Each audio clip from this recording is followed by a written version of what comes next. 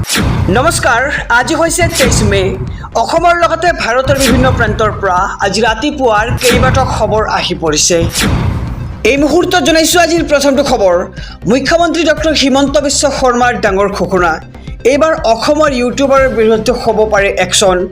কোনোবা যদি পাকিস্তানলৈ গৈছিল তেন্তে সেই ইউটিউবাৰৰ বিৰুদ্ধে একশ্যন গ্ৰহণ কৰিব অসম চৰকাৰে। মুহূৰ্তৰ খবৰসমূহ দৰ্শকৰ বাবে। এইবাৰ অসমৰ ইউটিউবাৰৰ বিৰুদ্ধে হ'ব পাৰে একশ্যন। কোনোবা যদি পাকিস্তানলৈ যোৱা ইউটিউবাৰ আছে তেন্তে নাম দিয়ক চৰকাৰে। পাকিস্তানলৈ যোৱা অসমৰ ইউটিউবাৰৰ বিৰুদ্ধে হ'ব পাৰে একশ্যন। সাংবাদিকে সোধা প্ৰশ্নৰ উত্তৰত ডাঙৰ ঘোষণা মুখ্যমন্ত্ৰী ডক্টৰ হিমন্ত বিশ্ব শৰ্মাৰ আৰু সাংসদ গৌৰৱ গগৈৰ পাকিস্তান ভ্ৰমণক লৈ সংবাদমেলৰ মাজতেই এই বৃহৎ ঘোষণা কৰে ৰাজ্যৰ মুখ্যমন্ত্ৰীগৰাকীয়ে। আৰু দেশৰ প্ৰধানমন্ত্ৰীৰ আনুষ্ঠানিক ভ্ৰমণ আৰু ইউটিউবাৰ বা কংগ্ৰেছৰ সাংসদৰ ভ্ৰমণত বিশাল পাৰ্থক্য আছে বুলিও মুখ্যমন্ত্ৰীগৰাকীয়ে এক মন্তব্য আগবঢ়ায়। আৰু প্ৰধানমন্ত্ৰী এগৰাকীৰ ভ্ৰমণ আৰু কংগ্ৰেছৰ সাংসদৰ ব্যক্তিগত ভ্ৰমণৰ মাজত এক বিশাল পাৰ্থক্য আছে বুলি মুখ্যমন্ত্ৰীগৰাকীয়ে সদৰি কৰে। আৰু ৰাষ্ট্ৰৰ স্বাৰ্থত যোৱা আৰু ব্যক্তিগত স্বাৰ্থৰ বাবে পাকিস্তান যোৱাটো সম্পূৰ্ণ ভিন্ন বিষয় বুলি ডাঙৰ মন্তব্য আগবঢ়ায় মুখ্যমন্ত্ৰীগৰাকীয়ে। আৰু পাকিস্তান প্ৰেমী একাংশ কংগ্ৰেছীয়ে কেতিয়াও এই পাৰ্থক্য বুজি নাপায় বুলি তেওঁ মন্তব্য কৰিছে। আৰু সাংসদ গৌৰৱ গগৈৰ পাকিস্তান ভ্ৰমণক লৈ এনেদৰে ডাঙৰ মন্তব্য কৰিছে অসমৰ মুখ্যমন্ত্ৰী ডক্টৰ হিমন্ত বিশ্ব শৰ্মাই। আৰু ইয়াৰ মাজতে ইউটিউবাৰৰ বিৰুদ্ধে একশ্যন ঘোষণা কৰিলে মুখ্যমন্ত্ৰী ডক্টৰ হিমন্ত বিশ্ব শৰ্মাই। এই মুহূৰ্তত জনাইছোঁ আজিৰ দ্বিতীয় নম্বৰ খবৰটো।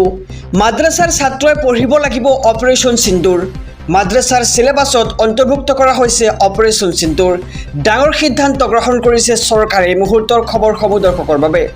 মাদ্ৰাছাৰ ছাত্ৰই পঢ়িব লাগিব অপাৰেশ্যন সিন্দুৰ আৰু মাদ্ৰাছাৰ চিলেবাছত অপাৰেশ্যন সিন্দুৰ অন্তৰ্ভুক্ত কৰা হৈছে ইতিমধ্যে। আৰু অপাৰেশ্যন সিন্দুৰৰ চেপ্টাৰ থাকিব মাদ্ৰাছাৰ কিতাপসমূহত। মাদ্ৰাছাৰ ছাত্ৰই পঢ়িব লাগিব আমাৰ বীৰ জোৱানৰ বিষয়ে। কেনেকৈ চলিছিল পাক সন্ত্ৰাসবাদীৰ বিৰুদ্ধে আমাৰ জোৱানৰ ষ্ট্ৰাইক, সেয়া পঢ়িব লাগিব মাদ্ৰাছাৰ ছাত্ৰসকলে। আৰু সকলো সবিস্তাৰে পঢ়িব লাগিব মাদ্ৰাছাৰ ছাত্ৰই। ডাঙৰ সিদ্ধান্ত গ্ৰহণ কৰিছে চৰকাৰে। মুহূৰ্তৰ খবৰ জনাই দিছোঁ আমাৰ সমূহ দৰ্শকক যে এতিয়া ব্যাপক প্ৰতিক্ৰিয়া আৰম্ভ হৈছে মুছলমান সমাজত এই খবৰ ওলোৱাৰ পিছতে। আৰু উত্তৰাখণ্ড ধামী চৰকাৰৰ এই ডাঙৰ সিদ্ধান্ত। উত্তৰাখণ্ডৰ মুখ্যমন্ত্ৰী পুষ্কৰ সিং ধামীৰ এই ডাঙৰ সিদ্ধান্ত। আৰু মাদ্ৰাছাৰ ছাত্ৰ এতিয়াৰ পৰা পঢ়িব লাগিব অপাৰেশ্যন সিন্দুৰ। আহিছোঁ পৰৱৰ্তী খবৰৰ মাজলৈ।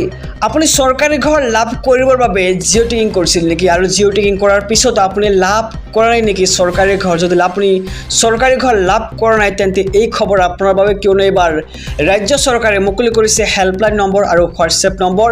হেল্পলাইন নম্বৰ আৰু হোৱাটছএপ নম্বৰৰ জৰিয়তে আপুনি দিব পাৰিব অভিযোগ। এই মুহূৰ্তৰ খবৰ দৰ্শকৰ বাবে। মুকলি হ'ল হোৱাটছএপ নম্বৰ। ঘৰ নাপালে ফটো তুলি দিয়ক, ফোন কৰিও দিব পাৰিব অভিযোগ। চৰকাৰী ঘৰ নোপোৱা লোকৰ বাবে আহি গ'ল এক ভাল খবৰ। তালিকাত যদি নাম অহা নাই আপুনি দিব পাৰিব অভিযোগ। মুকলি হ'ল হোৱাটছএপ নম্বৰ।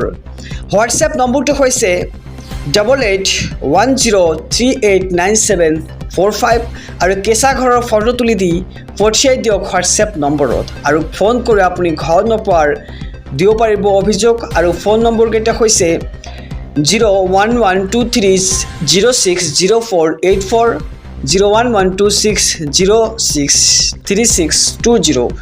আকৌ এইটো নম্বৰ হৈছে 01123063567। আকৌ এইটো নম্বৰ হৈছে 01123061827। আনহাতে হেল্পলাইন নম্বৰ হৈছে 01123063285। আপুনি নম্বৰকেইটা লিখি ৰাখক অথবা স্ক্ৰীনশ্বট লৈ লওক, কিয়নো এই নম্বৰকেইটাৰ জৰিয়তে আপুনি দিব পাৰিব চৰকাৰী ঘৰৰ বিৰুদ্ধে অভিযোগ। আৰু ইয়াৰ উপৰিও প্ৰধানমন্ত্ৰী কাৰ্যালয়ৰ সৈতেও যোগাযোগ কৰিব পাৰিব আপুনি। আৰু ঘৰ নোপোৱাৰ অভিযোগ দিব পাৰিব আপুনি এই নম্বৰসমূহৰ জৰিয়তে। আহিছোঁ আন এক খবৰৰ মাজলৈ। 20 কোটি মুছলমানলৈ আজি আহিব পাৰে ভাল খবৰ। আজি ৱাকফ আইনক লৈ গোচৰীয়া আৰু চৰকাৰী দুয়োপক্ষৰ শুনানি। আৰু মাত্ৰ কেইটামান ঘণ্টাৰ অপেক্ষা, শীঘ্ৰেই দেশৰ কোটি কোটি মুছলমানৰ বাবে আহিব ভাল খবৰ। ৱাকফ সংশোধনী আইনক লৈ আজি দুই পক্ষৰ শুনানি। দ্বিতীয় দিনৰ শুনানিৰ অন্তত আশাবাদী মুছলমান ৰাইজ। মুছলমান পক্ষৰ অধিবক্তা কপিল চিব্বালে দৰ্শালে শক্তিশালী যুক্তি। চৰকাৰী পক্ষৰ অধিবক্তা তুষাৰ মেহতাই প্ৰশ্ন কৰিছিল আইনখনৰ বৈধতা কি আৰু বুধবাৰে চৰকাৰী পক্ষৰ শুনানি গ্ৰহণ কৰি উচ্চতম ন্যায়ালয়ে আজি গোচৰীয়া আৰু চৰকাৰী দুয়োটা পক্ষৰ শুনানি গ্ৰহণ কৰিছে উচ্চতম ন্যায়ালয় আৰু শুনানিৰ অন্ততে আহিব গুৰুত্বপূৰ্ণ ৰায় এই ৰায়ক লৈ এতিয়া আশাবাদী হৈ আছে দেশৰ 20 কোটি মুছলমান আৰু 20 কোটি মুছলমানে প্ৰমাণ কৰিব ৱাকফ সম্পত্তি মুছলমানৰ সম্পত্তি যদিহে ৰায় প্ৰদান কৰে উচ্চতম ন্যায়ালয়ে